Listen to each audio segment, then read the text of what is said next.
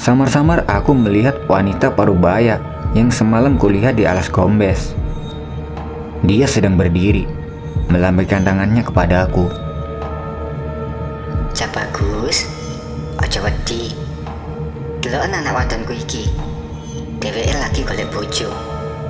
Apa kowe gelem dadi bojone? Nanging ana syarate.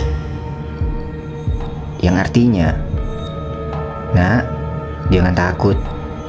Lihatlah anak gadisku ini. Dia sedang mencari pasangan. Apa kamu mau jadi pasangannya? Tapi ada syaratnya."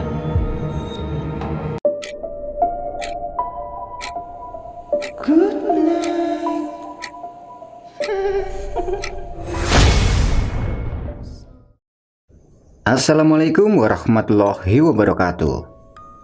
Jumpa lagi di Good Night YouTube channel. Apa kabar nih teman-teman? Semoga kalian yang menonton video ini selalu diberi kesehatan dan dilancarkan rezekinya. Pada kesempatan kali ini, aku akan menceritakan pengalaman mistis yang dialami oleh teman kita. Sebut saja namanya Jeffrey. Jadi, waktu itu Jeffrey dan teman lamanya yang bernama Haris sedang melakukan pendakian ke Gunung Arjuno. Dan salah satu dari mereka nyaris diambil untuk dijadikan mantu oleh jin. Seperti apa cerita selengkapnya? Simak video ini sampai selesai. Di dalam video ini, aku akan berperan sebagai Jeffrey. Kejadian ini tepatnya pada tahun 2016 lalu. Aku dan Haris adalah teman dekat suatu sekolah. Tapi, setelah kelulusan sekolah, kami berpisah. Karena si Haris harus ikut bibinya di kota M untuk melanjutkan studinya. Sementara aku masih tetap tinggal di kotaku sendiri. Waktu itu, aku sedang asik scroll beranda Facebookku. Dan tidak sengaja, aku melihat postingan dari Haris yang sedang berada di gunung. Aku coba stalking album fotonya. Ternyata Haris sering banget mendaki gunung. Melihat itu, aku coba menghubungi Haris melalui Messenger untuk bertanya kabar.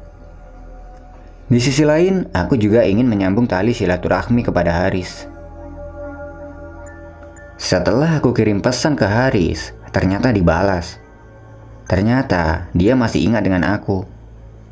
Aku pun bertanya kepada Haris tentang foto-foto yang diunggahnya ke Facebook itu. Ternyata Haris yang sekarang suka dengan kegiatan mendaki gunung. Dan dia juga sudah bergabung dengan Mapala di kampusnya. Aku yang juga suka dengan kegiatan mendaki, menawari Haris untuk mendaki bareng, sekalian temu kangen. Karena udah sekitar 2 tahun ini kami tidak ketemu. Dengan senang hati Haris menerima tawaranku dan kami berunding kemana kami harus mendaki. Setelah berunding melalui telepon, akhirnya kami memutuskan untuk mendaki ke Gunung Arjuno.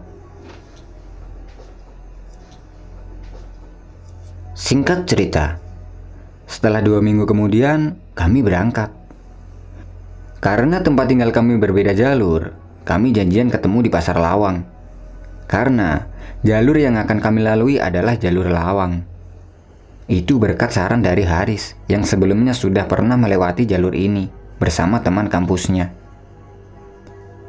Jalur Lawang itu terkenal sepi, karena kebanyakan pendaki Arjuno lebih memilih jalur via Purwasari dan Tretes. Tapi di jalur Lawang ini nuansa alamnya masih sangat asri. Dan itulah yang menjadi alasan kenapa Haris mengajakku melalui jalur ini. Kurang lebih siang hari, kami bertemu di sebuah warung makan di Pasar Lawang. Setelah bertemu, kami senang sekali karena aku tidak menyangka kalau kami sekarang satu hobi. Karena hari masih siang, kami nongkrong dulu di warung untuk makan, ngopi, dan membeli logistik yang diperlukan. Setelah selesai, kami lanjut jalan menuju ke base camp, hingga sampai di base camp sekitar jam 4 sore. Sesampai di situ, kami mengurus si Maksi dan berangkat sore itu juga. Mulai berjalan dengan langkah pelan. Di sepanjang jalan, kami saling bergurau, membahas masa-masa sekolah dulu. Dan tidak terasa, hari sudah mulai gelap ketika kami sampai di pos 2. Di pos 2, Haris menyarankan untuk bermalam dulu dan melanjutkan perjalanan ini besok. Karena di sisi lain, aku juga capek karena perjalanan menuju ke base camp tadi lumayan menguras tenaga. Malam itu kami tidak mendirikan tenda dan memutuskan untuk tidur di dalam shelter. Karena kebetulan malam itu di pos 2 sepi dan tidak ada pendaki sama sekali. Kami memasak mie instan untuk makan malam dan tidak lupa membuat kopi untuk dinikmati setelah makan nanti. Malam semakin larut. Haris, dia sudah tidak bisa menahan ngantuk dan pamit untuk tidur dulu. Sementara aku masih asyik menikmati kopi sambil ditemani musik dari handphoneku. Tidak lama kemudian, aku pun juga merasa ngantuk. Aku mematikan rokokku dan handphoneku, lalu tidur di sebelah Haris. Ketika aku sedang tertidur lelap, tiba-tiba aku terbangun karena udara dingin merasuk ke tubuhku.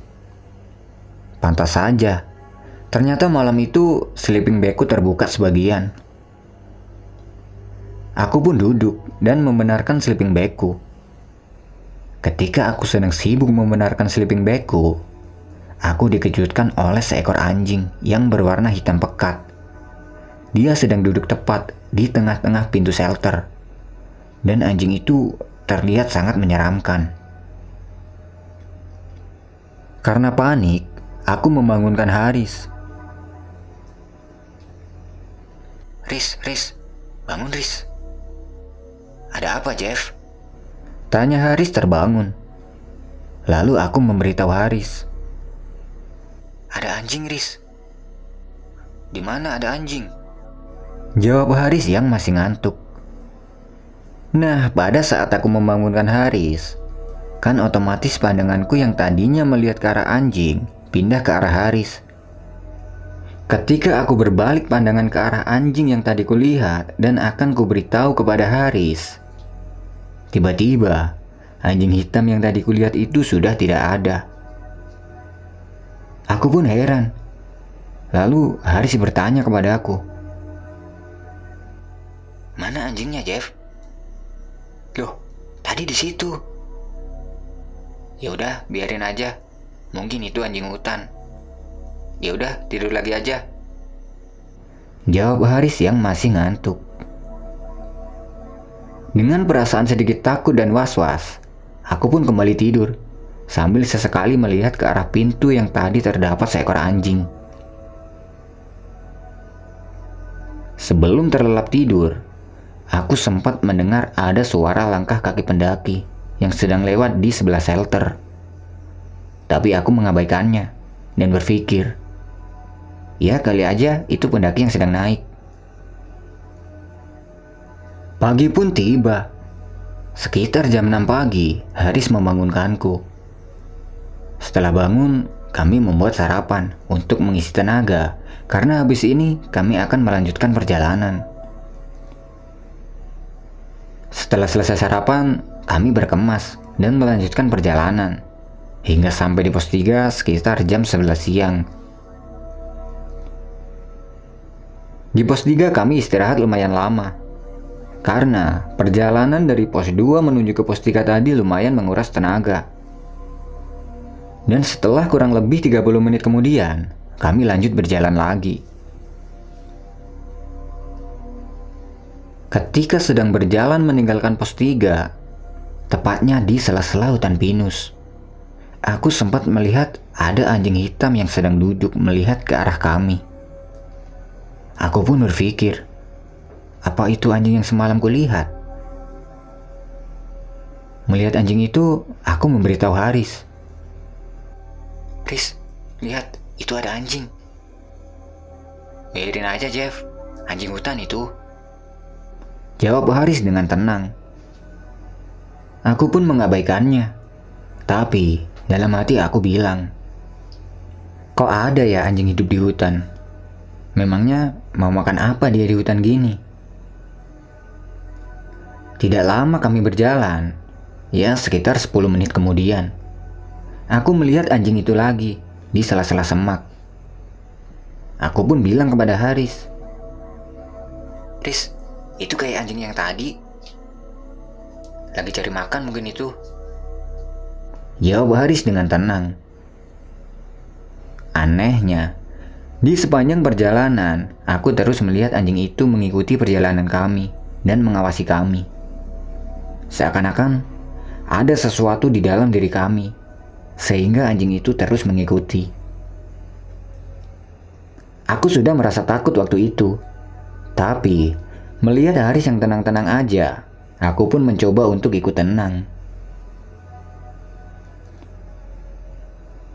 Tidak terasa, sampailah kami di area yang dinamakan Alas Gombes ketika matahari sudah akan tenggelam. Di Gombes itu terlihat ada beberapa rombongan yang sedang ngecamp, dan aku merasa sedikit lega. Syukurlah kami bisa bertemu dengan rombongan lainnya. Karena jujur saja, setelah melihat anjing tadi, aku sedikit ketakutan. Kami menyapa rombongan pendaki lain itu dan berniat bermalam di situ. Lalu kami mendirikan tenda di dekat rombongan pendaki lain itu. Setelah selesai mendirikan tenda, kami saling mengobrol dengan rombongan itu dan berencana ikut gabung summit besok. Malam itu kami tidur lebih awal untuk menghemat energi. Karena besok, jam 5 pagi, kami harus summit ke puncak. Pagi pun tiba. Sekitar jam 5 pagi, kami dan semua rombongan yang ada di situ bangun. Setelah bangun, kami mempersiapkan bekal masing-masing untuk ke puncak. Dan sekitar jam setengah 6 pagi, kami memulai perjalanan. Jalanku waktu itu sangat lambat, karena jujur saja, waktu itu aku benar-benar kelelahan. Hingga akhirnya kami sampai di puncak sekitar jam setengah 10 pagi. Di puncak kami sangatlah senang. Dan di puncak, Haris sempat membuat kopi juga. Karena waktu itu si Haris membawa kompor dan nestingnya.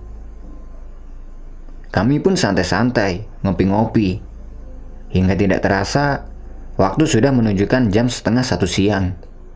Dan tanpa disadari, ternyata rombongan pendaki yang tadi jalan bareng sudah tidak ada di puncak, alias udah turun duluan. Kami pun bergegas turun dan kembali ke tempat camp tadi di Alas Gombes. Setelah sampai di tempat camp, ternyata kondisinya udah sepi dan rombongan yang tadi bareng itu udah nggak ada. Mungkin udah turun. Tapi tidak lama kemudian ada rombongan pendaki lain yang baru naik dan akan ngecamp di situ. Karena sangat kelelahan, aku menyarankan kepada Haris untuk nginep semalam lagi di Alas Gombes. Dan di sisi lain, waktu itu sudah menunjukkan jam 3 sore. Jadi nanggung kalau turun sekarang. Mending besok aja sekalian sampai bawah langsung pulang. Lagian waktu itu kan ada rombongan lain. Jadi setidaknya kami ada temannya. Karena merasa dirinya juga sedikit kelelahan, si Haris setuju dan akhirnya kami memutuskan untuk camp semalam lagi di situ. Nah, disinilah aku mengalami kejadian yang sebelumnya belum pernah kualami. Ketika malam hari, sekitar jam 10, dan semua pendaki sudah tertidur. Waktu itu aku sedang asik nongkrong sambil ngobrol dengan Haris di depan tenda. Lalu tiba-tiba, samar-samar, aku mendengar ada suara tangisan merdu dari seorang wanita. Awalnya aku mengira mungkin itu suara dari rombongan pendaki sebelah, karena di rombongan itu ada ceweknya satu. Lalu aku meminta Haris yang tadinya bicara untuk diam sebentar, dan aku mencoba mendengarkan lebih jelas lagi suara tangisan itu. Tapi, setelah aku mendengarkan lebih jelas lagi, ternyata sumber suara itu bukan berasal dari sebelah tenda, melainkan dari arah lembah. Aku pun bilang pada Haris, Riz, dengar sesuatu nggak? Dengar apa, Jeff? Jangan nakut-nakutin lah. Jawab Haris sedikit panik. Melihat Haris yang tidak mendengar suara itu, aku pun tidak bilang tentang suara tangisan itu, dengan tujuan agar Haris tidak takut. Lalu aku mengajak Haris untuk masuk tenda dan bergegas untuk tidur. Jujur, waktu itu aku benar-benar merinding. Ketika kami sedang tidur, kira-kira sepertiga malam, aku terbangun karena kebelet pipis. Lalu, aku buru-buru keluar tenda dan berjalan ke belakang tenda, yang kebetulan tidak jauh dari tendaku ada sebuah pohon pinus. Seketika itu aku lupa dengan suara tangisan yang semalam ku dengar. Ya, karena waktu itu aku masih sangat ngantuk. Tapi, ketika aku sedang pipis, tiba-tiba aku ingat suara tangisan yang tadi. Mengingat itu, aku cepat-cepat selesaikan pipisku. Setelah selesai pipis, tiba-tiba aku melihat dari kejauhan ada wanita parubaya yang sedang berjalan ke arahku. Tapi itu terlihat samar. Ya, karena waktu itu kondisinya gelap yang hanya diterangi cahaya rembulan. Awalnya aku mengira itu adalah pendaki. Tapi kok dia nggak pakai peralatan gunung? Wanita itu terus mendekat ke arahku, hingga akhirnya aku bisa melihatnya dengan jelas. Dia memakai baju khas Jawa, memakai gelung, dan ada selai kain di pundaknya. Melihat itu aku ingin lari, tapi nggak tahu kenapa, seketika itu tubuhku tidak bisa digerakkan sama sekali. Kakiku seperti tertancap erat di tanah. Hingga akhirnya wanita itu berdiri tepat di depanku. Jaraknya kira-kira 2 meter di depanku. Aku sudah berusaha ingin lari, tapi tetap tidak bisa. Seakan-akan badanku ini sudah kehipnotis. Lalu tiba-tiba, dari belakang wanita itu muncullah seorang gadis yang sangat cantik dan anggun, yang juga memakai pakaian adat Jawa. Lalu, wanita parubaya itu mengatakan sesuatu kepada aku. Cak bagus, aja wedi. Deloken anak wadonku iki. Dheweke lagi golek bojo. Apa kowe gelem dadi bojone? Nanging ana syarate. Yang artinya, "Nak, jangan takut. Lihatlah anak gadisku ini. Dia sedang mencari pasangan. Apa kamu mau jadi pasangannya? Tapi ada syaratnya." Sontak, tanpa disadari aku menjawab, Apa syaratnya? kata-kata itu seakan keluar sendiri dari bibirku. Dan wanita parubaya itu mengatakan, Kowe bakal tak jupuk dadi mantuku. Nanging, kowe kudu mulih ning alamku. "Kamu akan aku jadikan sebagai menantuku. Tapi kamu harus pulang ke alamku." Mendengar itu, aku berpikir, alamku? Berarti aku harus pindah alam. Sontak aku bilang, Tidak.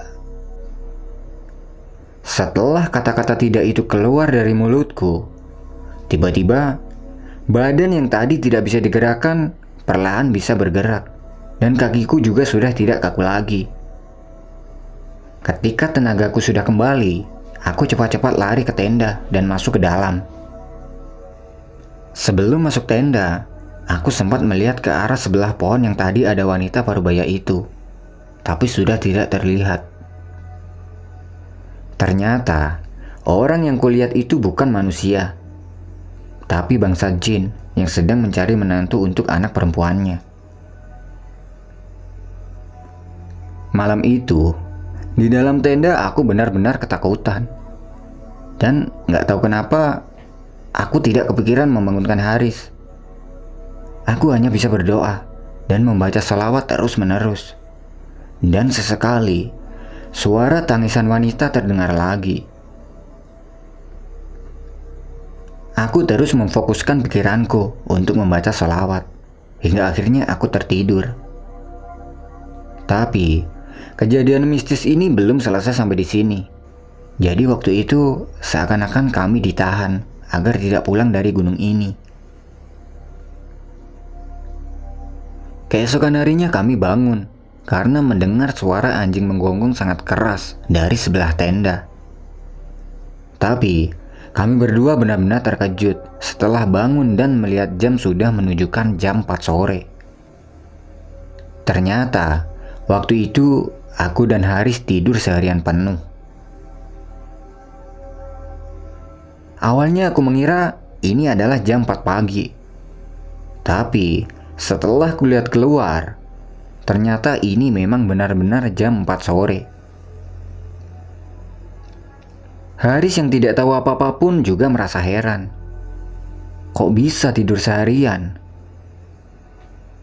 Setelah melihat waktu memang sudah jam 4 sore, kami bergegas mengemasi barang-barang dan akan turun sore itu juga. Sore itu, kondisi tempat kami ngecamp terlihat sepi. Mungkin rombongan yang semalam udah turun terlebih dahulu. Ketika kami sedang sibuk beres-beres, sesekali aku melihat ke arah wanita yang semalam kutemui. Dan ketika aku melihat ke arah itu, bulu kuduku langsung berdiri. Sebenarnya waktu itu aku ingin bilang kepada Haris tentang apa yang kulihat semalam. Tapi tidak jadi. Aku hanya bilang, "Ini udah gak beres, Riz. Sekarang kita cepat-cepat turun dan harus sampai di bawah sore ini juga." Aku ingin cepat-cepat sampai di bawah sebelum malam. Karena aku takut kejadian semalam akan terulang lagi. Mulai berjalan turun. Dan waktu itu jalan kami cepat banget. Di tengah-tengah perjalanan menuju pos 3, tiba-tiba kakinya Haris kram. Aku yang tadi berjalan di depan pun balik untuk memberi pertolongan kepada Haris. Aku berniat memijit kakinya Haris yang sedang kram itu. Nah, ketika ku pegang kakinya Haris, aku benar-benar kaget. Karena di dalam celana yang dipakai Haris itu, aku merasakan ada jari-jari tangan yang seakan memegang erat kakinya Haris.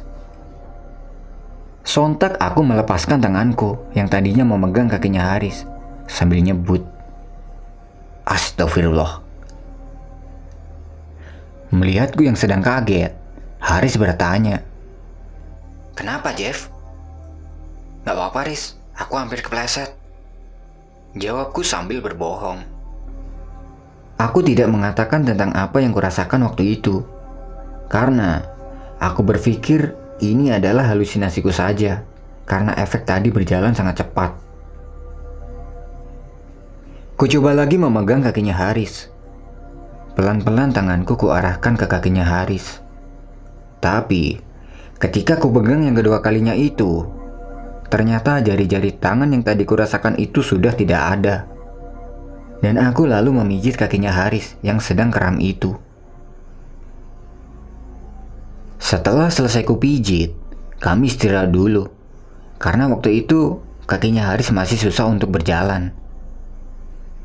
10 menit kemudian, aku bertanya pada Haris, "Gimana, Riz? Udah enakan?" "Udah, Jeff. Ayo lanjut jalan," jawab si Haris. Kami pun lanjut berjalan lagi. Tapi sekitar 15 menit kemudian, tiba-tiba kakinya Haris kram lagi. Padahal itu udah hampir sampai di pos 3. Aku pun memberi pertolongan lagi kepada Haris. Dan kali ini aku was-was ketika akan memegang kakinya Haris, karena takut kejadian yang tadi terulang lagi. Sambil berdoa, dengan cepat aku memegang kakinya Haris. Aku merasakan kakinya Haris ini keras banget. Jadi yang kupegang waktu itu seperti bukan kaki, tapi serasa memegang sebuah kayu. Nah, waktu itu kan posisi telapak kakinya Haris ada di perutku. Lalu tiba-tiba, aku melihat di sela-sela celananya Haris itu ada sebuah rambut. Awalnya aku mengira ini adalah bulu kakinya Haris. Tapi, setelah kulihat-lihat lagi, ternyata itu bukan bulu kaki, tapi memang sebuah rambut. Dan rambut itu terlihat seperti melilit kakinya Haris. Aku pun pelan-pelan menurunkan kakinya Haris, dan dalam hatiku terus membaca selawat. Tidak lama kemudian, kami lanjut berjalan lagi, dan kami sempat berhenti sebentar di pos 3 untuk mengambil senter dari dalam tas.